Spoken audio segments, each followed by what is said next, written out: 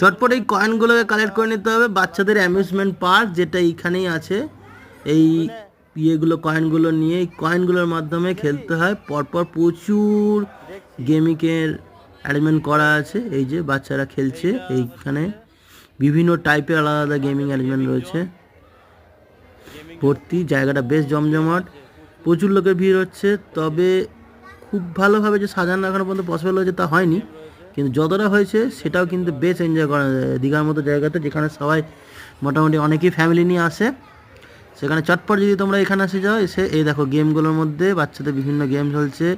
এখানে একটা গেম, এখানে এই যে পরপর খেলছে, এটা একটা বাচ্চা এই যে পরপর গেম খেলছে। তারপরে দেখো এই হচ্ছে আর একটা, বেশ মজা এক জায়গায় বসে বসে পটপট করে গুলি করতে বেশ ভালোই লাগছে। কিন্তু আমি খেলছি না, বাচ্চাগুলোই খেলছে, আমার সাথে দেখতে এসছে। আর একটা এটা দেখো সুইঙ্গিং সিস্টেম আছে, এটার মধ্যে ঘুরে ঘুরে গুলি করা যাবে।